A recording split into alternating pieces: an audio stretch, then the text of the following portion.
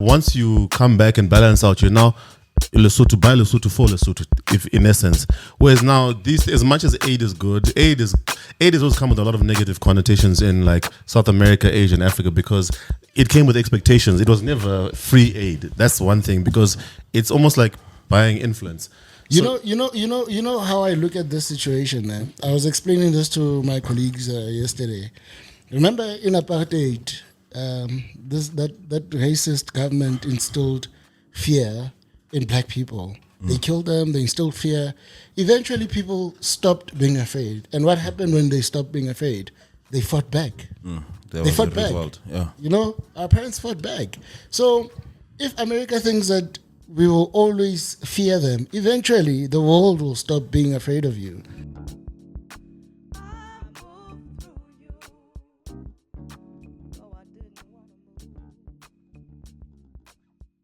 Welcome to another episode of the Business Agenda podcast. My name is Cash, also known as Uncle Cash. I'm joined by my fellow co-hosts. To my left and my right and out of screen, I've got Nico, also known as Nick Swagger. Yo. Yes, or as Siri likes to call him, Nico Campeep, when you try to call him on Apple.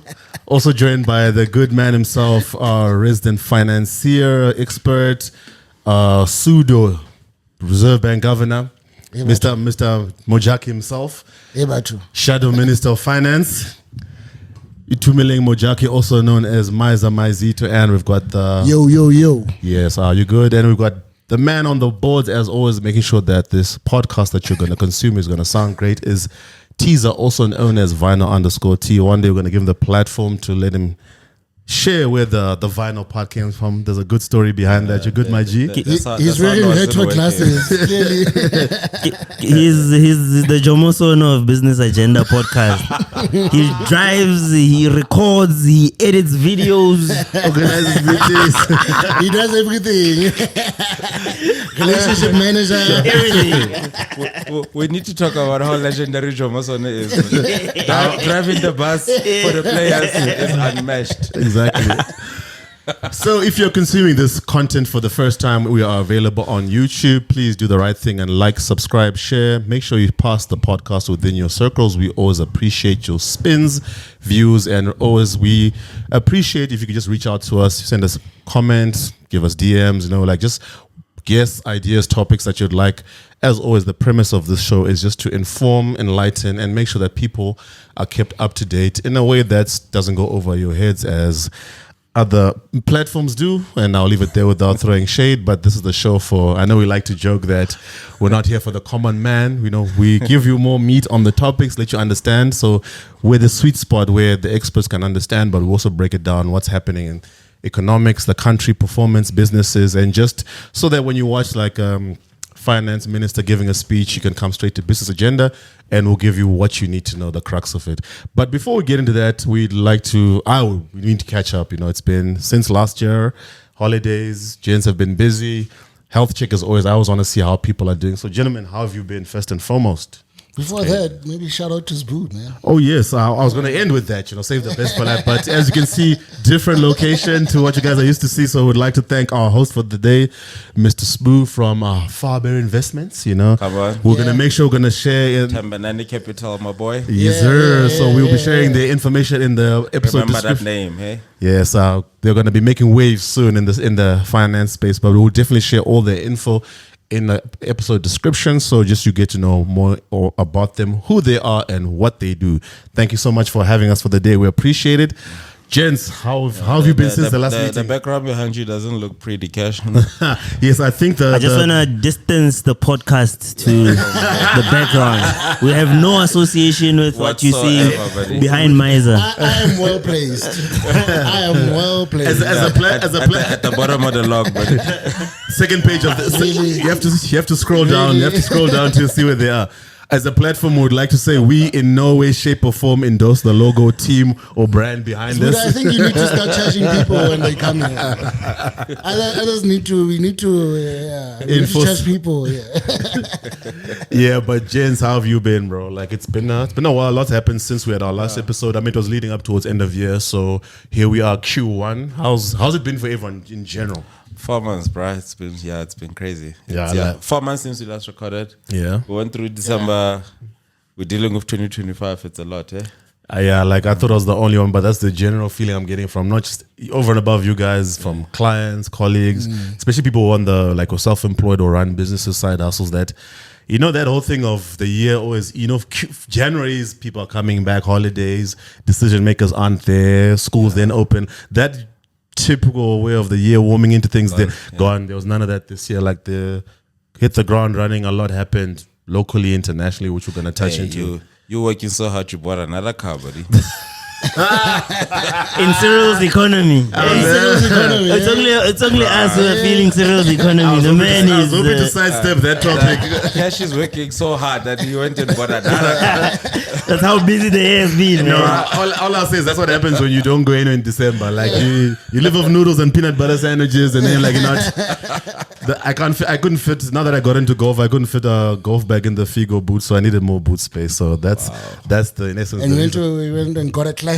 It had to be a classic, bro. It had to be. Right? Like Tiz and I can tell you good stories about that particular model of vehicles, but so happy with that. But otherwise, the work side, especially on the property side, these rains have been brutal to some of my clients in their flat top mansions.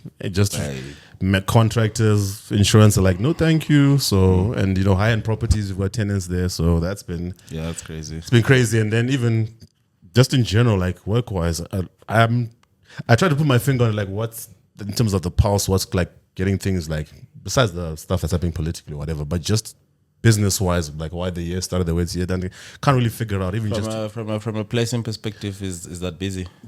Out the gate, bro. Actually, is the whole nine. Because that's another thing we standard is with the headhunting, the recruitment stuff. That decision makers normally come back. You're looking to third week of Jan. So budgets, also a lot of companies, especially with our financial short-term insurance clients, they were wrapping up their financial year, and so normally everything's on hold until budgets are released. Then we know the headcount we need. Are we even using external service providers? That was not the standard. Right now, that's actually quite busy, but it's more on what a lot of these corporates are doing now. As cost control has been one thing we're hearing a lot of. So it's the specialized role. So your actuaries, so C-suite, senior, exco, that kind of level. If it's a specialist job, that stuff is busy. The rest of the other stuff, they are busy, but they're handling it themselves. So for us, for the external service providers, you're really earning your keep now because they're only giving you the difficult specialized stuff, which we've got confidence in ourselves. Yeah, it's a little bit weird. It feels like everybody was kind of waiting on this GNU thing, but it feels like GNU is generally accepted. So now things are working. Yes, decisions have been made and things are progressing as they should now. Eh?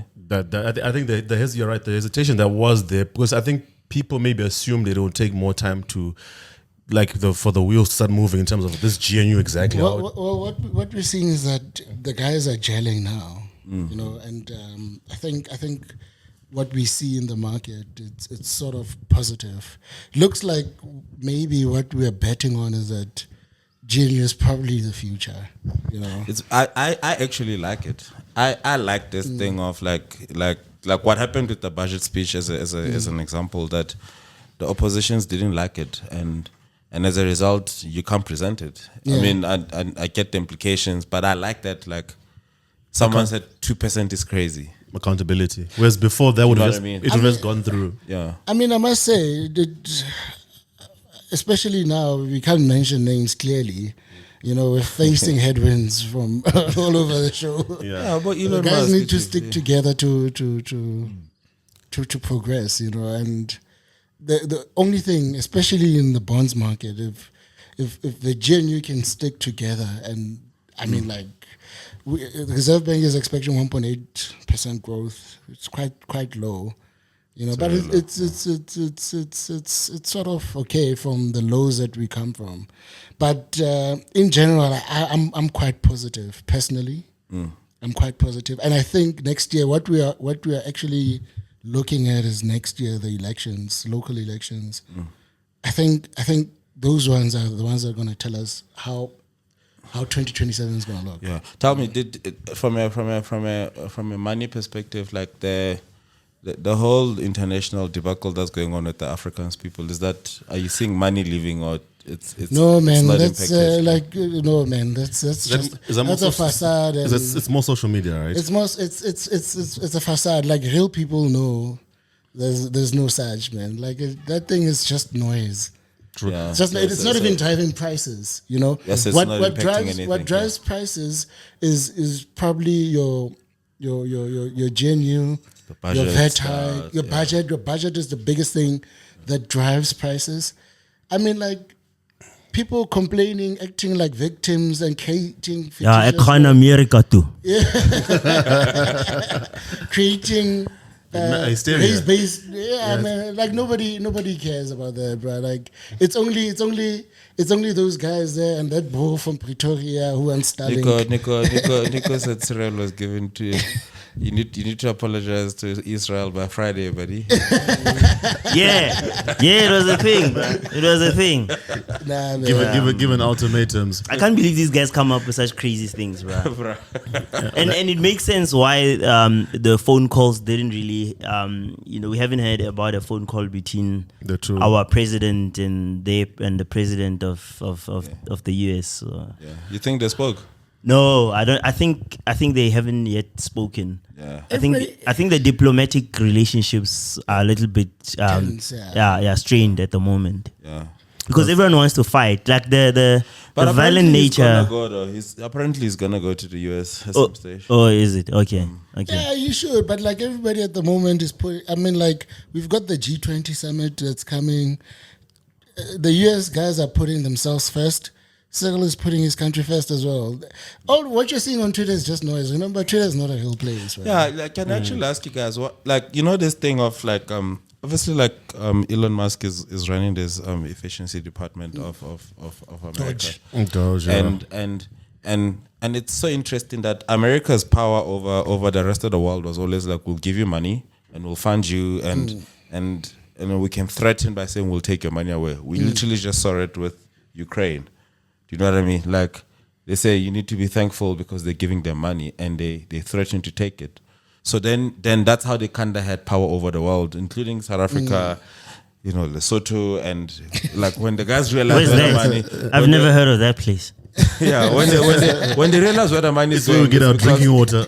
Yeah, but it's because, like, with money, you kind of had control all over so many countries. But now you have this guy that says, why are we spending money there? Stop it. Like, and it's so bizarre, but it's logically making sense. And I actually kind of like it because he's actually saying, you know what? Like, America doesn't have to like have this hold over you. You know what I mean? Most countries will probably suffer temporary pain. But in the long run, then you don't have to rely on America. Yeah. And then their power then becomes, you know what I'm saying? It forces, right? I like the fact that it forces people to be.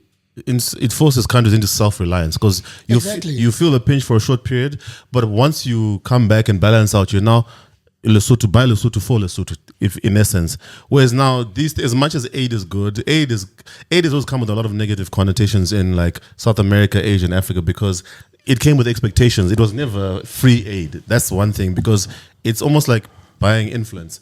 You know how I look at this situation, man. I was explaining this to my colleagues yesterday. Remember in apartheid, that racist government instilled fear in black people. They killed them, they instilled fear. Eventually people stopped being afraid. And what happened when they stopped being afraid? They fought back. They fought back. Yeah. Our parents fought back. So if America thinks that we will always fear them, eventually the world will stop being afraid of you. But another interesting thing is that America has, I think, 120% or 110% debt to GDP, right? It's bad. Their spending is insane compared to what they're obviously making. And this is the big issue that Donald Trump has at the back of his mind.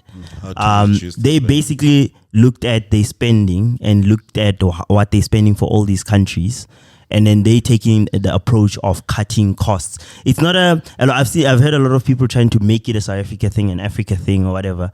They're cutting costs across the board to everyone, and they're increasing tariffs, and they increase the income, which obviously has its own issues. But I think his idea is more to to ensure that the continued growth in the net debt in the borrowing of America starts to peak and turn. From a business perspective, it's actually the right decision because South Africans, we felt like instead of increasing VAT, find ways to cut costs. Yeah. You know what I'm saying? Like, I actually like what they're doing. Like, there are ways of cutting costs in SA. The cabinet is bloated, number one. Let's start there. Number two, I think we don't need deputy ministers when you've got DGs.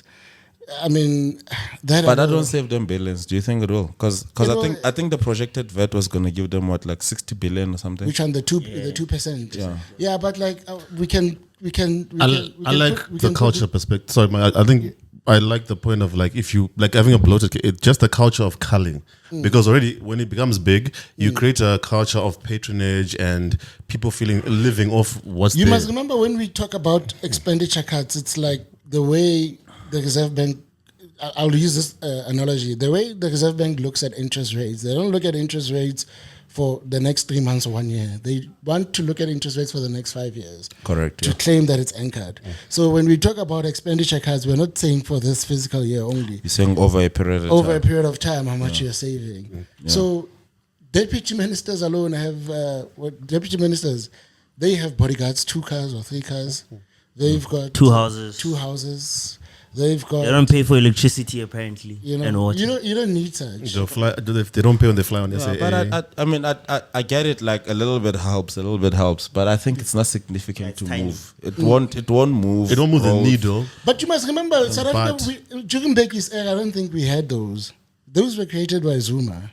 I stand to be corrected. Those so many departments. Correct. Yeah. I think especially the overall culture of patronage is what you need to reduce because if you increase number of representatives in government, if you increase the number of state-owned enterprises, because at each SOE there's a CEO, you need staff and all those things, and then it filters into the budget. I for one don't believe members of parliament need to earn 1.2 million. So that's fine. I mean, I want to ask you like this because this is one of the anticipated budgets. What do you guys think about military spending? It is important. Like, so you think we need to send soldiers all over the country for peacekeeping all over the continent? I don't think we need to send soldiers all over Africa for peacekeeping, but I think we need to. Each country needs to strengthen the military, especially our borders are porous. So we need to deploy more soldiers there. We need that, but to send soldiers to go fight conflict peacekeeping. Peacekeeping. Apologies. It's peacekeeping on the surface, to be real, but in the back end, we know the reasons why certain of those soldiers have been deployed there. We can. What I'm saying is, like, do you guys find that budget justified? Should they cut it? Should they increase? Should they maintain? I think they need to. I don't think they need to cut military budget. I think they can, but to improve it. Because it's like, deployment. What I want to ask you guys, like, practically speaking, because I think what most people don't understand is we're all saying don't increase VAT, find ways to cut. Sure, salaries and cars and security, that's minor, but it does help in the bigger scope. But we actually need to talk about if they don't increase VAT, there's real consequences in that sense. But we knew that. Where do they underspend? Where should they cut? Because they could cut military. For instance, they also mention things like the reason why doctors can't get hired is because there isn't a budget. The biggest government spend, the biggest expenditure is wages. That's what I'm saying. That's why doctors can't get jobs. Yeah, wages are the biggest. But we knew that from last year. Teachers again, another one, like that is a topical issue, like teachers. Last year we got saved by the Jeffreka account. Basically those foreign exchange dollar stuff. We got saved by that. And we knew, all of us knew, they knew. The salaries, to put it in context, is what, 50-60%? For? The wages, or what is it 60% or it's less than that, including like salaries, and if you look at salaries, you must remember that wages is it's salary, it's benefits as well, and then grants. That's what we need to talk about also, because should we cut grants, the 350? You can't. You can't do it anymore, right? You can't cut if there's no jobs. But now on the employment side, one of government's sort of principles is job creation. Like government is not ran efficiently. Government departments are bloated, for example. But if you cut those guys, the same unemployment rate that you are fighting as government, you are working against it, and people will not get fired in government. That's the other thing. I like the word Nico used. The issue is political will. The issue, whether but that's why GNU is nice, because ANC used to entertain these things, but GNU is pushing back like that.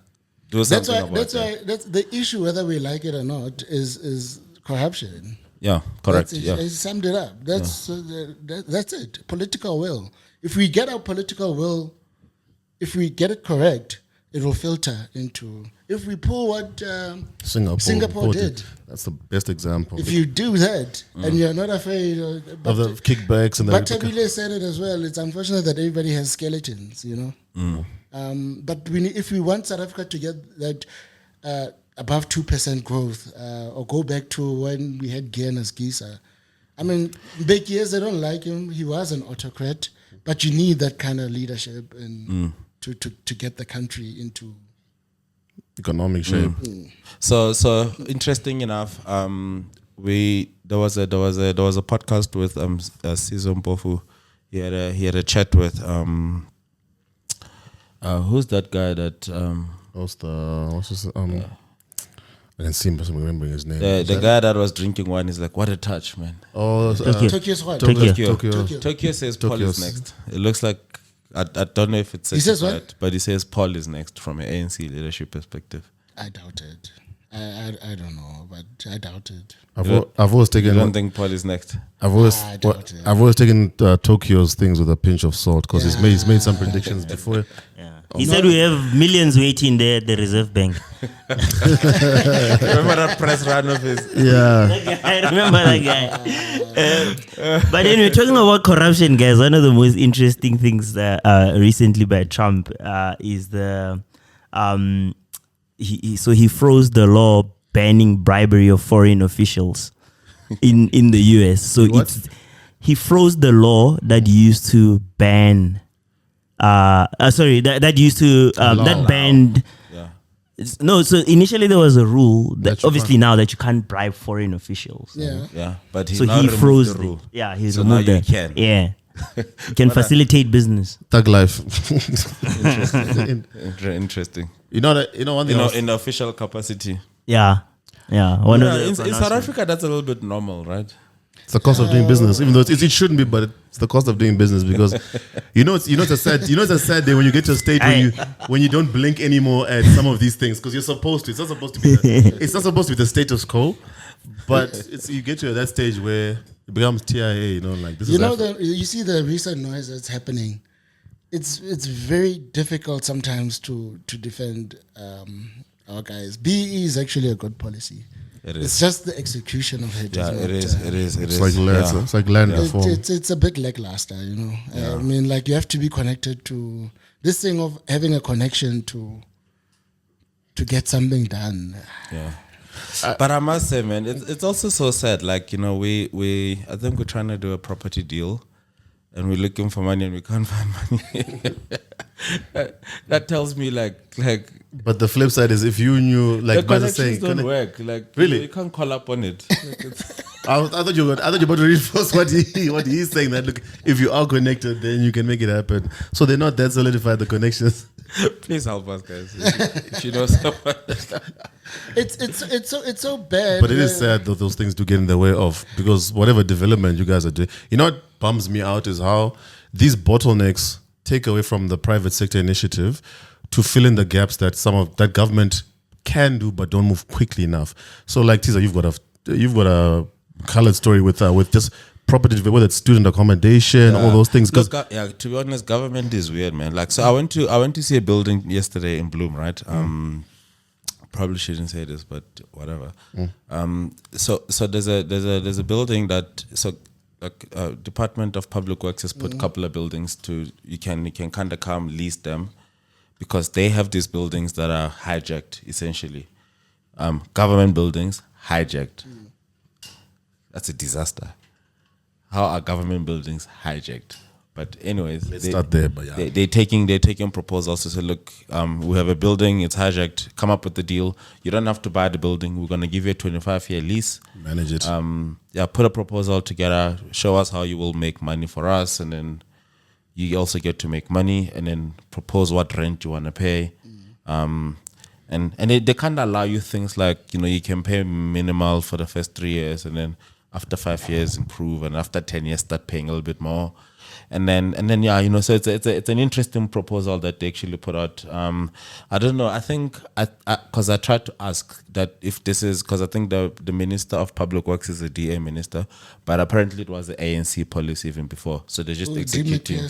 Yeah, so they're just executing what I think it was Delil. What's that lady? Patricia Delil. Yeah, I think she was Public Works before. So yeah, which is interesting. But and I must actually show you guys that tender document. So you put a tender, lease a government building. They'll give it to you for 25 years. You get to make money. You don't have to buy it.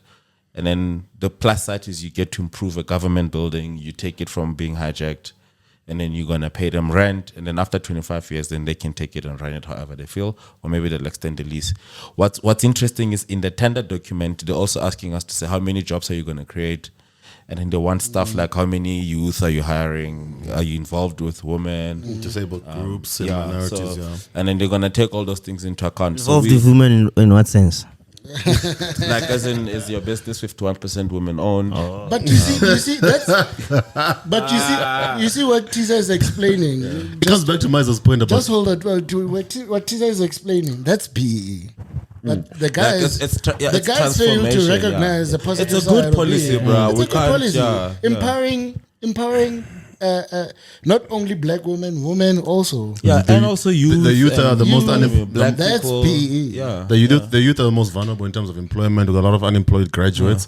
But not to be aggressive, but it also, for me, it all comes back to Miza's original point, where you might not have liked Mbeki's autocratic style of leadership, but I've always liked the Singapore example. I'm sure it was fraught with its own challenges, but Margaret Thatcher's another example was quite unpopular. Even the current US president, because you find the liberals, the leftists, they don't like, because long story less long with this, for the greater good, there's always has to be someone who comes in as enough backbone to make unpopular decisions that, once again, like the Reserve Bank, we're not thinking about now, we're thinking long term. Because like, if I go around the room, for those of you who are parents, if we think just generationally, do you have the confidence in how things are going now that you're going to leave when you pass on, the country you're leaving behind for your kids is going to be in the kind of state that you want? Yeah, can I actually say something unpopular? Isn't that understandable why the Africans people would actually fight for that? Because basically they're saying, yes, we benefited of apartheid. Yes, we have all this white privilege. But the way things are going, we're gonna lose. Our kids won't, or their grandchildren. But they did won't they have think about that when they decided to be racist? Shame Teaser really wants the funding, guys. I'm just saying. No, but from their perspective, do you not understand? It's basically, look, the group of people we may not like, but the premise is the same. That look, some might call it they're protecting privilege, but we can't run away from the fact that they are. We can't, but we also can't run away from the fact that look, they might can see where this is going. They're seeing where this is going, and we're saying, and look, if they're looking after their interests, I think that it's take it away from them. The light then shines on the majority to say, look, what are we doing to protect our interests? Why aren't we fighting as vehemently as they are? They've got privilege, it's ill-gotten, and no one's denying that. But then it becomes a case of, like, for the rest of us, why aren't we as worked up about what the future looks like? Because the one unfortunate thing with things to do with public works and running countries, it takes forever to build infrastructure. It can be destroyed in a short space of time. We've seen, it's an unfortunate story that's replicated throughout the continent in South America. But South Africa is in a privileged and also unfortunate position that it got its independence to the tail end, probably one of the last countries in Africa. So the blueprint of how it can go wrong has been seen. So there's a privilege of how not to do land reform based on what happened in Zim. How not to do BEE, like Miza is saying right now. That look, the principle in itself, like with the government building things, we can start at the beginning and say, okay, but how are government buildings being hijacked? But we're here now. Okay, the policy, and also the policy, if it was an ANC policy, then okay, in essence, the idea is a good idea. It just needs to be implemented so that we get away from the stereotype of bees, bad bees, this. Because no, if you look at bee in essence and what it's trying to achieve, if implemented correctly, we're not going to keep singing the same song about youth unemployment and not enough women in positions of power, not enough people in positions of power, because also private sector corporate, there can be only so many CEOs if there are only so many banks. So do we need the black majority fighting for limited spaces and positions, not even just Exco? Why can't we get black talent going and revamping the country in those government buildings that have been taken over? Like if you've got property experience, if you're a fan, but they need to give you guys, like, can they fund you guys? But what I'm saying is, I think I must actually tell you guys, it's so interesting. I mean, for whoever that's interested. So the tender's out, and then DBSA, which is the Development Bank of South Africa, they said whoever that wins the tender, they're willing to fund them. So now the catch is then winning the actual tender. Yeah, but it's such a good initiative. You know what I mean? For me, if you wanna do it, just listening at high level, for me, it ticks so many boxes. What I'm liking is the fact that I would like people to. It's almost like Mine's touched on another episode about having a sense of pride like the Americans have it. Americans are overly patriarchal, in my humble opinion. But I think it's a good level of patriotism in terms of like what Kits was sharing about what he saw in Asia in his recent trip, where it's taught from a young age. I would prefer more people just not saying we're coming out of varsity, we want jobs, but people intentionally wanting to, like, you know what, I want to go work within state-owned enterprises. Not just the young people want jobs for the sake of jobs, but people in corporate. There can only be so many people, like the CEO slots or the C-suite, those are limited positions. So take your talents to the public space and improve the country. Because for me, even if you have a government that ticks all the boxes, they can only do so much to fix an economy. For me, the real running of an economy, job creation, the youth, turning around housing, all those things, infrastructure, it comes from small to medium enterprises. It comes from investors, private funding can the real jolt that every time the economy needs a boost. Decisions from finance, Reserve Bank, yes, they're critical. They move the needle. But like, if you really want to get a country going, like the private sector, the people, the talent, you investing in the spaces where, because you can mobilize private funding quicker than you can with like the government. And the government, it takes time. That hikes is not the way. Consumers are already squeezed. Our interest rates are high already. I mean, like, they're not going down as fast as we expected them to go. I think we'll even be lucky this year to even get one again, because the market is pricing that out. Now you're increasing that by 2%. So they wanted 2%. A part of me is like, so the average consumer is can I ask you, would you guys prefer a VAT increase or would you prefer like corporate increase? Like, because I think 2 years ago or 3 years ago, we cut it from 28 to 27. Should it maybe? But it doesn't. The reason is that it kind of you won't collect 58 billion. Correct. If you increase the corporate tax to back to 28 or 29% or whatever. You're not gonna get there. The easiest way or the quickest way and easiest way and the most guaranteed way was via VAT. That's why they're considering. I see you guys using 2% loosely. Yeah, it's 2%. 2 percentage points 2 percentage increase. point, Because a 2% increase of 15%. Oh, okay. Yeah. No. We understand English, buddy. Yeah. No, but I like the fact that it's making the clarification, because a lot of people, my boy. It was on Twitter. It was a big deal on Twitter. So that they want to put the people don't just it's going from 15 to 17. 2% increment. yeah, you have to say 2 percentage points. Yeah. 2 percentage points. Yeah.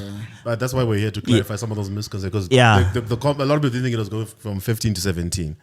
Which No. It was going to from 15 So to what do you 17, do? but they're saying 15%, 2% or 15%. So tell me, But that's are like they we'll probably drop this episode after the speech. Do you think it's gonna go up?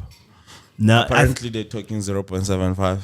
Yeah. So I think they're gonna reach a compromise somewhere, So it's gonna and go then up. VAT will go up, and then I think slight increases in personal income tax as well.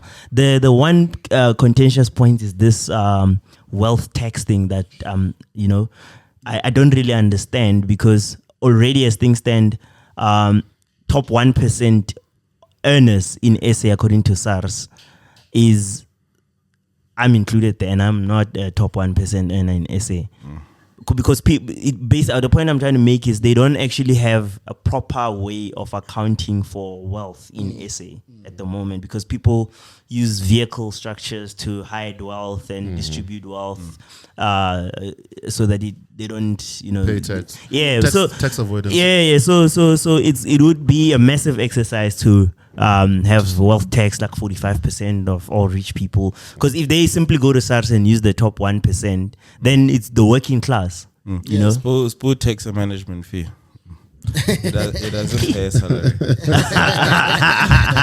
Yeah, good luck, Spoo. 45% is coming your way. Yeah, but I do understand, Nicholas. So They're looking for Zito, avenues. Sorry, Cash. You're also saying it's gonna go up. It might not be by 2 percentage point, but it's going up. Like Nico said, they're gonna have to reach a compromise, but it will go up. We have no choice. Yeah. Because they won't agree to cutting The cost. The biggest thing, what we're looking for is cutting expenditures. Yeah. But they won't. And they also can't. GNU, I guess maybe it's not. Maybe we need to give it time, because they'll get there, right? Because technically it's only been almost 6 months of GNU. Yeah, and you touch wages, they will all lose votes, all of them. No, but I mean, like, collapse for me, it's like for instance, like there's fake employees. There's so many stuff that they can fix, like it's bit by bit, but they will. For me, it goes back to saying it's political will. Yeah. We need to get. DA has the political will. Maybe not ANC, but DA does. Even though they represent, ANC also has capable leaders, but they don't DA have the political will. DA also, they're not perfect. Western Cape, they've got their own issues. Yeah, as well, sure. So- I'm just saying, DA is not comfortable. Is not afraid of dealing with the worst case scenario. ANC will not entertain worst case scenario. Like, let's make a way to pay. No, that's not. They won't touch it. Whereas DA would try. Do you know what I'm saying? Like, status quo can't continue. You know what? You know that the status quo is. We've been talking a lot about long-term planning on this episode. It's just not sustainable. It's not. Because what you're doing is, I was having this conversation with my cousin yesterday. You're just hoping it's gonna work out. It's creating welfare states. He's seen the same thing in the UK where he lives, where you just tell him about benefits, and he actually made the joke that if I lived there with the asthma I have, like £2,000 easy, a house, a car, and what from the state as a benefit for asthma, bro. Like, they ain't that deep. So with like, that's part of what Margaret Thatcher fought, and look, she had her flaws, but like on the subject, that's NHI. They've got NHI. yeah, they've got a serious. Yeah, that's an NHI thing, but also they also have like full on welfare. He basically broke it down to me this when I saw him earlier. It's like, basically, in terms of, there are people where if they're on minimum wage, the way they've structured their minimum wage, that's in the UK. If you're on minimum wage, and I'll verify after the episode, but if you're on minimum wage, what you'll earn versus what you'll get if you're on full-on benefits, not working, in terms of the house that they give you that's paid for, that you don't pay for. Some of the expenses are covered. You get an allowance. You can even save if you're on welfare, on the dole, as they call it, as opposed to someone who's on minimum wage, the hours they are working. So it almost becomes a no-brainer in terms of benefits, especially with NHI. People are sick, and even some of the small things, like, I mean, what happened to him with I was telling Teaser, with the trolley at the airport, that would have been a work injury. You'd have gotten compensation and all those things. So back to Soweto, where, like you're saying, somewhat they won't even touch that. Soweto's getting big. It's been growing for the longest time. It's been expanding, and that's just one.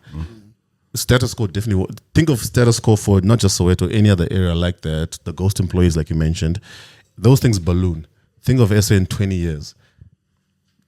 What's basically happening is, the longer certain things are not addressed, you're creating it's a bigger headache and ticking time bomb for, doesn't matter who's in power by that time.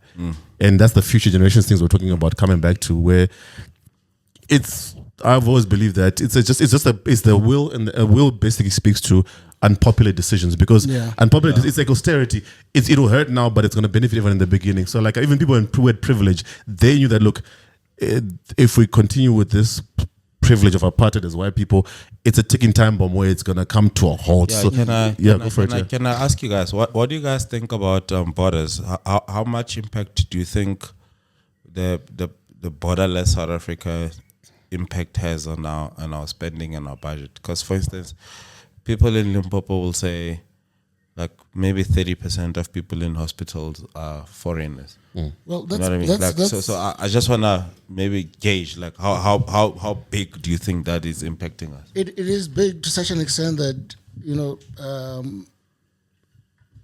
in terms of health facilities, medicine, And jails and everything, police it costs the country more. That's why, like, those are the kind of things.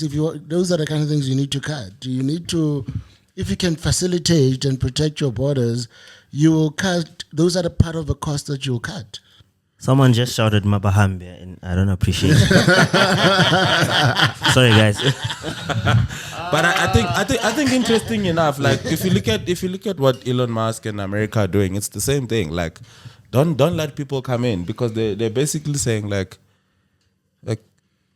Ring fence, protect the country. almost like saying if you don't contain the number of people you're taking care of, then it becomes a burden. What about? I know human rights activists can obviously come at us for this, right? Now, so they'll disappear.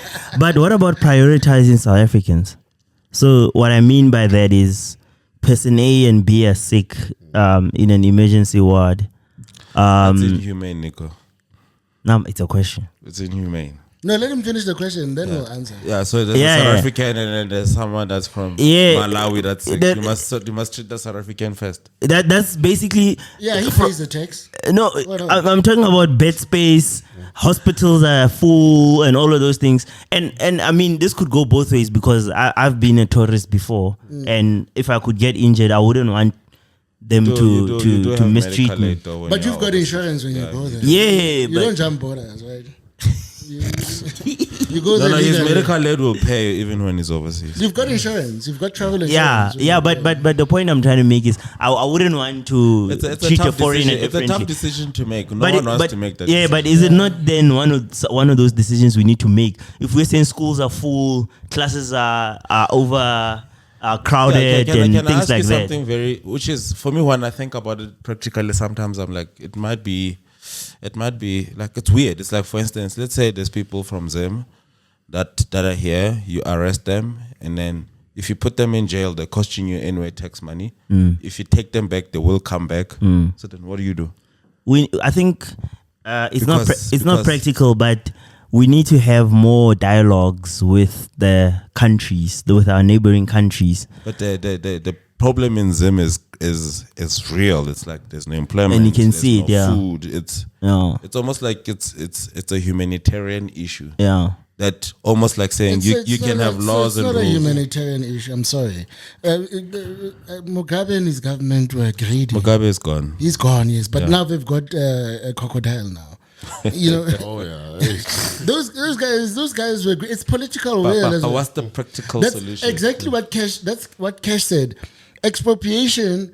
It's a good thing, but they used it in the wrong way. It was they did it for political expediency. You know, Do they need like someone like Elon Musk that can be like, remove this guy, bro? Like, what's it comes back to your point, Teaser. Like, this is beyond will. Like, now talking geopolitics or whatever. But one thing I've seen, I pick my words carefully, is like there's almost like an old boys club between some of these countries. So like to really just say what needs to be said, and even if it's not on a public space, because they have their one-on-ones, not like what happened with Zelensky where that was just humiliating for a head of state. I'm talking about just the thing of, imagine one head of state telling another, and Rwanda, DRC, they also have the same challenge. Anytime there's economic or war, civil war, influx beyond Africa, it creates a burden on the neighboring countries. And it's also cyclical, because there's a time where Ghana is now proper, but there's a time Ghana were like, they were influx into Nigeria back in the day. yes. You know those Scotch bags that people travel with. In Nigeria, they're called Ghana must go bags, because they got to a stage where there were so many Ghanaians in Ghana, they wanted them to leave, and now the reverse has happened. But Tisa, to answer your question, the gist of it is, it's leadership that from surrounding countries, whether at AU and SADC and all. It gets tricky. They have to put how you do it, right. Look. It's also back to unpopular decisions, because like Mugabe was used to scream about sovereignty, you can't get involved in the internal politics of a country. True, but if there is impact within a region, whether it's Central Africa, West Africa, Southern Africa, whatever, right? Then now as a group, Without holding you accountable, what do you think Zim needs? Do they need a change of leadership? you know, the problem with Africa is we've seen opposition in Kenya going from there. Zim. Yeah, Let's okay. say No, Zim. basically, yeah. The problem with this, I don't tiptoe. There's no one, right?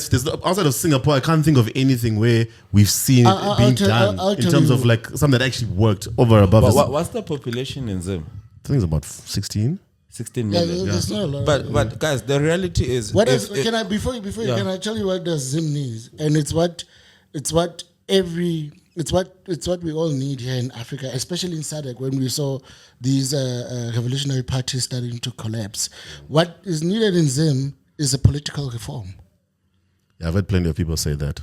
That's what's needed. If those guys, if what ZANU-PF what does that mean? Change of leadership. change of regime. But the people that come must be. if you can change the regime in Zim, you'll change the country and you'll get Same as maybe Mozambique, you would say. what's happening. You see in SADC, what happened? Revolutionary parties fell. It started here when ANC got below 50%. Botswana, Lesotho, Madagascar, Mozambique, where Frelimo is falling. Zim, where ZANU-PF refuses to fall. You know, it's a phenomenon now in SADC that revolutionary parties are falling. SADC has a revolutionary party. Has revolutionary partism problem, whereas when you go up north, it's a dictatorship problem. And armies and Armies and stuff. coups.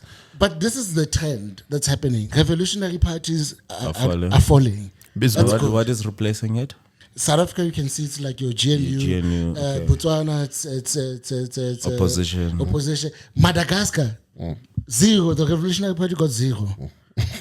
Madagascar, not Madagascar. Where's it? Mauritius? Man. Mauritius, yeah. Mauritius. Sorry, Mauritius. The Revolutionary Party they got zero. So people are tired. So if guys like ANC are not gonna get their act together, people are tired. No, but for me, it's almost like saying like when I look at borders, I'm like what Cash is saying, 16 million people are hungry, no jobs, no health. Like these are basics. Political will. They will come to this country to get those things. So same thing with Mexico and America. It's survival. Survival. And you know the thing with immigration, right? There's always been talk for many years, like globally, about like borderlessness and those kind of things, for the sake of, because you know where these conversations come from. It comes back to your question about some people feel that this thing of control is a losing battle. You're never going to win, because what happens is the only difference in migration when a country's, let's say for example, South Africa's neighboring countries, if they are breaking even, doing fine, okay, no economic crisis, whatever, right? The only thing that happens, you have less migration, but you never have a situation where countries are so good, people only come here for holiday and go back. Europe is having the same problem with Spain. Like Spain and other countries where they're now sick. It's even from tourism. They're complaining about we don't get to enjoy Ibiza and other places because there's just too many tourists here and it's our home. So the long-term thing to your situation is some people propose for the sake of geopolitics, for trade, for control and migration, like they tried to do with Europe and the euro, even as a currency, is open up borders, like kind of go back to how things were a long time ago, but there's implications on the negative as well. The thing with capitalism is there marketing, is there natural resources, is there Yeah. Mismanaged. So the issue is that's what I'm saying. That belt starts from Cape Town and it goes all the way through Zim to Zambia to the Congo. They've got diamonds, they've got tobacco. The Zimbabwe's got the second highest reserves of platinum in the world. That's why like half of They've got a lot. Like those that's guys. why Can I tell you something, guys? Something interesting. Solo said to me when we were playing golf the other day. He said, "I think De Beers is selling their stake in diamonds to Botswana's national whatever. So Yeah. so Botswana is gonna own their mine essentially. The one that sells diamonds. Apparently, artificial diamonds are taking a so much of the market. increase that the real diamonds don't have a market. Really? Like Because like why do you want a diamond? because the average person can see the difference between a real diamond and a cubic zirconia. So why pay extra? So that I can wrap my head around. It makes sense. Plus, they're already long term thinking. They're already thinking we've extracted this because the beers went boss, they went Zim, then SA. Because that whole great dyke belt, they've exploited it for years. So they've done. If they're seeing that the market of artificial diamonds is taking over, they've punched the numbers and said, look, why continue to mine this to have companies mining this resource if it's costing this much? The alluvial top level because diamonds. I'm saying that to say like we think Africa has this natural resources, but also losing relevance. In terms of the way things are going globally. Yeah, because I was saying like for instance Zim, for instance, that's what I'm saying. Platinum. What is the market like? Maybe tobacco, Platinum. platinum. There's quite a few. Look, the gold even. There's quite a few minerals also. I mean, like even now, there's places that are being discovered. This thing goes back to political. Well, you see, look at what's happening in Burkina Faso. What Ibrahim is doing. You need a leader like that. Somebody's gonna make decisive decisions and say, "Look, this is a man who said that I don't need a motorcade. I don't need to drive a Mercedes." Is that the guy who walks around with a gun? Yeah. Thug life. but that's the thing that Africa needs. Not We a need- guy, is the president. Sorry. Yeah, We need- he's not Zelensky. Show him some. Put some respect on his name. So we need it's political will at the end of the day. All of these things, you know. But I must say, I think what I'm taking from you from this episode is that the revolutionary parties are falling. They are. That's a strong message. Why do you think Mozambique now the guys are fighting? Because those guys lost. ZANU-PF lost elections. They've been losing. They've been losing elections. The rigging. Those guys have been losing. But you know what my worry is with all of this Transition. is moving towards the trend of popularism. Which is what we're seeing in the States with Donald Trump, the pure businessman, who then took over the Oval Office. And that trend for me is the worrying thing, that I think we're moving more towards popular opinion. Hitler got into power. Because you can get very it's good politicians or heads of state, and at the same time you can get like proper airheads. Yeah. Fascists. You think there's something wrong with saying there's a woman and a man? We're not talking about- Slippery stuff. But Nico, You think there's something wrong with him saying you can pay cost of business? Teaser. All I'm saying is that guy, Donald Trump. I don't know if he's the best president for USA. but he's look. I'm not sure. What I don't like, He's a figurehead what I don't like like most also, it's presidents. like it's the stigma of saying Donald Trump is bad, bro. Like there's some stuff that makes sense. Like No. I like cut the USA, relieve all the world. Like bro, sure. Yeah. Like we're all relying on the USA and let's feel the pinch. But I like that he's there to like why do we need to control the world? Yeah, but teaser. Yeah. Come on. White people are not getting mass slaughtered in South Africa. No, sure. That's That's ignorance. From a head of state, that's to more Afri-Forum, to be honest. but Donald Trump is saying the stuff. Like he's a head of Bad state. things in South Africa. Yeah. So like for me, I don't expect the head of state to be ignorant that. because he's got like a large number of people. And we've got people three- behind him. Yeah. We've got 3 embassies in SA, so that's pure misinformation. Like there are embassies here in SA. Yeah, and I think we have Joburg, like Durban, and Cape Town. we have and the other point, I saw the DA was also in the US this week as well. But the point the thing I don't understand is we have so many embassies, consulates in the US, right? Like a lot. Why does it have to take the DA to go to the White House? Why do you guys think the ANC is not going to? Do you guys think the treason charges are gonna stick?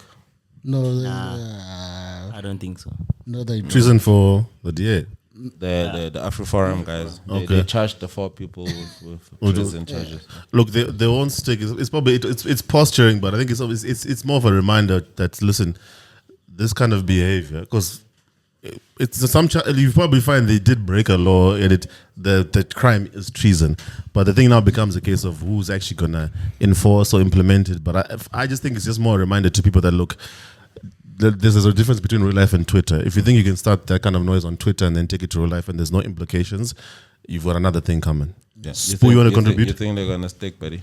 I don't want to be here, but The conversation I'm trying to just like get Nico to ask this question. But I think like Nico asked a crucial question in terms of there's so much misinformation that's going on, particularly from a country that has so many embassies in what I would consider serious metros within South Africa.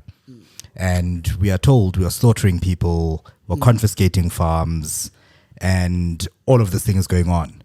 But in light of all of that, why is it that you guys feel that the USA should be allowed to continue the rhetoric that they're kind of pushing? I think Tiza himself said that, like, why don't all African countries feel the pinch? Why don't global countries feel the pinch? I mean, so that Lesotho is you can get landlocked. freed from it. Yeah. Lesotho is landlocked. And I think in apartheid, we didn't have many resources. And the sad thing is that in apartheid, actually, South Africa actually was a stronger country from a resources. The corruption was more isolated than what it is now, and it's out in the open. And maybe it's like an African thing, you know, but is it essential for us to actually believe that we need to rely on the US? Because when I look at it, the US actually relies on everybody else but themselves, especially China, to build and push the economy, and everything else is more like a bullying tactic. And I say this with hoping that I can still get a visa to go you know, but I'm a grind with like Mexico, Canada, you know. But yeah, I just think that, like, we've been bullied far too much, and far too particularly long. for a country that during COVID showed its resilience in terms of our banking infrastructure, the way our compliances looked after things. We really have a shining medal, for lack of a better word, to say that we're actually a very strong economy. It's just how we're managing it. What you're saying is we need to have a bit of patience that No. we'll be okay. No. I think We don't need to I think change we need to much. take the beating. Yeah, it's okay. I think we need to take the beating. It's okay. Yeah. Lose the funding from the US, I also lose agree. reliance from a global perspective, and really come out. I mean, I don't the want to go pressure. into the whole commodities piece that we're exporting Like to Russia, the for rest of the instance, world. Russia got to sanctions, Yeah. and then they became self-sustaining by themselves. And now the world is coming back to be like, okay, let's work. I like what Boo's saying. At the end of the day, South Africans are patriotic. We are patriotic. It's fine. They can do whatever. But one thing we will not tolerate, we will not be bullied. Yeah, I mean, Trump, Liza, what Trump is doing, it's not what America believes. Trump is a racist, him and Elon, they're racist. AfriForum, they're Africa. racist. Yeah. These guys are racist. How can you say that the 140 race-based law, and then you get a Muppet there who's preaching nonsense? They can. It's fine. What must we do? I'm happy that Cyril is standing his ground. It's fine. I agree with you. That was impressive. Let's actually. take the beating. It's fine. it really was an impressive Long-term. piece coming from the state president, who's been criticized quite largely I like in his terms of how he's stance. handled things. But for him to come through and say, we're standing our ground, this is who we are. Yeah. And the only hope from a South African perspective is that he'll stand that ground until the end. You'll see the course. But Like, see I the also course. think if and it was said quite largely by China that if y'all want a war, we'll give you a war. Yeah. It may not be a military war, Yeah. but I mean, how many commodities, food, wine are we exporting to the United States? Whereas we've got a global audience and we're relying so much on this. And it's just like so sad that we as a country have only come to realize it after a new president has been installed in the White House who is a bigotist. I'm not going to call him a racist, but I'm going to say So he's a bigotist. he's a bigot. Because I can't say he's a racist because I've never heard him call anyone the N-word, the K-word, or whatever it may be. But in terms of his actions, he's literally displayed that it's bigotry. Yeah. in this instance, I don't care who you are. I mean, to come out and say a landlocked country with South Africa and say, I've never heard of Lesotho. That's Especially as a head of despicable. state. As a head of state. That's what Nico was and saying. you think it's a podcast or a comedy show where you can talk about this thing and you have your House of Commons just laughing. Yeah. Or, you know, Like the I way think like what they did to Zelensky was humiliating for any head of state. We've seen talks between Russia and Cash, America. he rocked up as a president without a suit and tracksuits and whatever. That's the first thing that I think that like as a head of state, We got wrong. you should represent yourself in the correct point. Yeah. Right? Secondly, have the right support with you in the room. Yeah. You don't have JD Vance and Donald Trump sitting in the And you room go and you're alone. outpowered. Yeah. And you know that these people are against or they have an agenda. Yeah. And you go into that. set So himself- one, he set himself he did up. he did that to himself. Secondly, I don't think his war is wrong. Yes, we have allegiances with Russia. Yeah. Ukraine also has people that are living there. Yeah. They have innocent people that have not been part of this war. Yeah. And you've got people that are making decisions for everybody. So with Zelensky, how they treated him was absolutely undiplomatic. And it was actually a disrespectful stance for them to show their bravado. And I think what's happening globally is actually quite impressive. I love the fact that China stood their ground. I love the fact that Mexico stood their ground. I love the fact that Canada stood their ground because now they're saying to them, do what you must to us. Even EU is doing the same thing. Do what you must to us. And it takes countries to stand up for themselves. And quite frankly, I wish we cancel every treaty, even AGOA. It'll burn, it'll hurt, but it will free us. Guys, let us find new opportunities and new supporters. Whether it be the Arabs, the Arab nations, rather than the Arabs, the Arab Chinese. nations, or the Chinese, or Asia. whatever. Let's cultivate new relationships, new currencies that we can rely on. The dollar, Trump have been too powerful for far too long. Far too long. And those relationships were never But- they were not mutually beneficial. They were lopsided, to Spool's point. Because feel the pinch, feel the pinch now, and put yourself in any position where going forward. If you, the fact that we never, Nice ones, bro. Podcasting is nice, no? we never. So This is definitely not. Sorry, apologies, Cash. This is definitely not gonna make it on YouTube. We'll post it on X. We'll post it on X. we'll chop this section. We'll chop this particular as its own section or episode. Boost visa application. It's up in the air. Not happening. Yeah, but the point I was gonna say you're gonna be saying, you know what I'm saying? the point I did want to make that is, look, I think going forward, I like America just globally, because it's a win for. I think it's a win for everyone, especially the countries that had a reliance for too long on America. Feel the pinch now, and then open.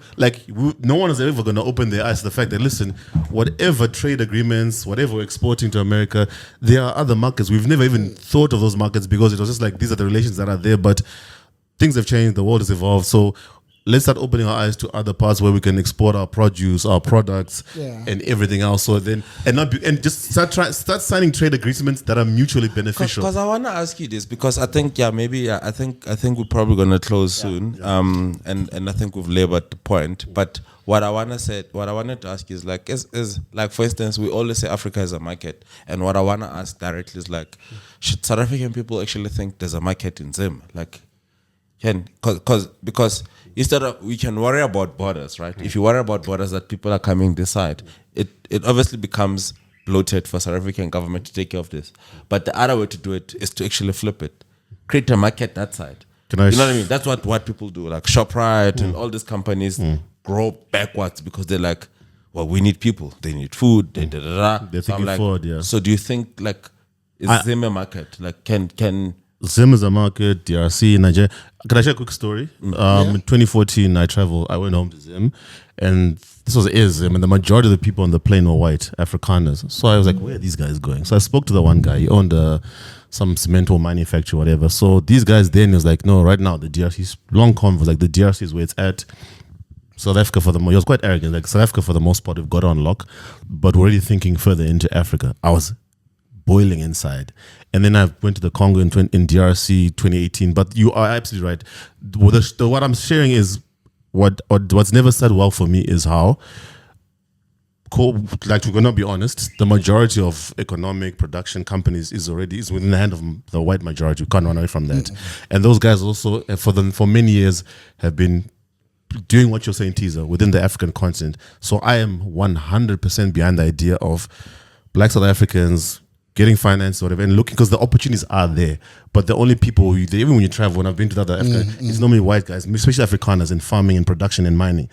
So they've already locked it up, because the other thing is it will take longer for the redress that's required in South Africa, where things move from white hands to black hands, whether it's in government, in corporate.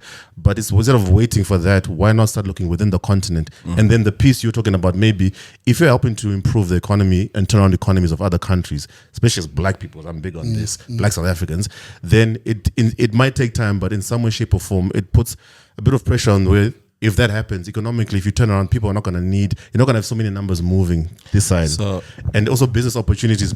It's almost like bilateral trade, but more at a corporate level. Like if I set up shop, like imagine the property thing that you're doing here in SA. What's stopping you from taking that exact same model? Because I was going to say, Ghana, like, to Nigeria, to DRC, if you get the funding. 2026, we're going into Zim. Oh, that's what's up. Should we do it? Hell yeah, bro. Like we've Should got. we do it, gents? Yeah. I'm not gonna brag, but in terms of people in the right places for certain things to make things happen, because You need to know someone. I know people. Yeah, cost of business, Donald Trump. Yeah, because that's one thing you can't run away from. That thing, man, I don't like that. But you can't run away from it. Yeah. For me, like the thing that most people like is to most people say that's wrong, and complain and no actions. You know what I mean? As part of the Business Agenda podcast, we're not trying to here to be like saying the obvious. Yes, that's a problem, sure. But like we're also trying to bring solutions and actions and to me what makes sense is then let's actually go do the business there. And then we can come back and pot about it. My conclusion is You know what this. I mean? My conclusion is this like previously on the last point, on Teaser's point, there are few places where the US is not, despite what they'll say publicly about corruption and human rights, but if there's money, they're there. So that says to us, we can do the same on the African continent. I've heard this as a joke that there are some companies that they'll have a line item in their accounts for this thing that Miser doesn't like, which is the cost of doing business. They know that, look, if I'm going into this particular country in South America, if you want to get things done as a corporate, as whoever we as a bank, some of that funds has to go to greasing the wheels. But it's still lucrative enough for you to go to that place. So it's pure business at the end of the day. So I like that point, and I think for me that's what needs that. It might not be the solution to the border problem, but if you start helping, because the traditional way of things of doing things is not going to work. If you bring jobs and etc., then people don't have to come to this. Because the majority of people, the majority of people who immigrate from their countries, they're people at the lowest of the low who've got bread and butter issues. They're not people looking for a different life exposure. It's people, I don't have electricity, I can't feed my family. So if you address those issues, because despite what you think, the common man is not looking for the big fancy lifestyle. They want to earn, take care of the family, basic needs, and they're happy. So if you provide that for them, it's a common problem in history. But I think it's a passionate comeback episode. I appreciate the contribution from our host who was in the sidelines, but he couldn't fight the urge of. Supposed the wrong team. I must say. So Boo's son is 8, right? He has never seen Man United win the trophy. Bro, why would you do that to your son? Teaser loves this joke. Well, we're talking about serious stuff now. I know. This is serious. Gentlemen, thank you so much. This is maybe just to in Before closing. wrap up, I know Nico gave me a warning before. One thing about America, and one thing that I like, I always say that I appreciate how patriotic those guys are to that country. they're overly patriotic, but anyway. And I must say, I like that I always wake up to myself fighting racists. Sooner or later, they're gonna get tired of those two clowns. Yeah. Sooner or later, trust me. It's gonna happen. I give that relationship 2 years. Yeah. And then these clowns who are busy flying saying that there's white genocide, 140 base laws, they're just gonna be those two clowns there are using them. Yeah. But one thing I think in 2 years or 3, they're gonna get tired of those two. Yeah. It's gonna happen sooner or later. They're gonna step on the wrong person's toes. And you'll see all the masses will just say that this was. They're gonna get tired of those two because what they're doing now it's unsustainable. Yeah. What's probably going to happen is their voter base. But I must say, though, like, for me, promised. capitalism will always thrive. The thing about Elon Musk is everybody writes him off, but capitalism thrives. No, I think I agree with you in principle, but like Elon Musk is going to be fine. Donald Trump is going to be fine. Where capitalism always wins is capitalism. Bro. Capitalism is fueled by something that I believe is undefeated, and the human greed is undefeated. Yeah, self-sustenance, looking out for me and mine is basically it's the core of capitalism. It's 101. It's undefeated. So I wish we could say the same about Man United. Ladies and gentlemen, on that note, I think we cannot continue to disrespect our host, who has been quite generous kick us out. to exactly these Chelsea supporters. So comeback episode. Thank you to everyone who's going to consume this content. Tepper has no comeback. You know, we've spared you this whole episode, buddy. Yeah. Teppo, you must cut that part out. When you speak bad about Man United. Teppo, you see, I'm trying to end the episode, but he keeps bringing it back. Sorry, I just want to hit him one more. He said he was going to win the FA Cup. Bazinga, Imagine. PhD analysis. Look at these guys. We're still on Europe, eh? Yeah, that's the last one, eh? Can you imagine like these two Chelsea and Man City supporters are attacking our host and the guy who's going to edit our podcast? So sorry, man. I just want to say this. I'm sorry. Like, yeah. Bro, in December, we went to fucking Asia. Sorry. Yeah, we'll timestamp. Yeah. We went to watch Chris Brown, bro. What an awesome show. You were there? Yeah, I went to Chris Brown show. I was hosting Spoo and his wife. It was a lovely time. He comes back. It's like, United won. United won. like that was probably one of the last few games you guys won. You beat City and that was it. Eh? That's your achievement. Eh? Remember that episode, like last kick of the dying horse? Yeah, it's Man That's City United. now. No, that's Man City. End of an era. Eh? Clearly, we need another sports, a purely sports episode where there's no finance, just banter. Yeah, sure. No, but thank you once again to Spoot. We really appreciate you hosting us as the gents. Thank you to Tsepo. I know and trust he's going to do the most in editing our episode despite the jabs at his team. Only Man City supporters and Chelsea supporters would attack your host and the person who produces your content. Gents, thank you so much. Thank you to the viewers who watch this content. As always, this podcast is on YouTube. Be sure to like, subscribe, comment, and we do mean it when we say, listen, any suggestions, topics, guests, do hit us up. You've seen all our handles. We'll share our information where you can send us suggestions. But the year started off on a bit of a high. So now that we've got the first one out the way, we're just going to continue with the same momentum. Thank you to my co-hosts, Miza, Nico, and Teaser. Thank you to Tsepo, the great man behind the visuals, the editing. And thank you to Tubby the Don in absentia. But this has been another great episode. Gentlemen, thank you for your passion. We will see you on the next one. Peace. Cheers. Big Mobu.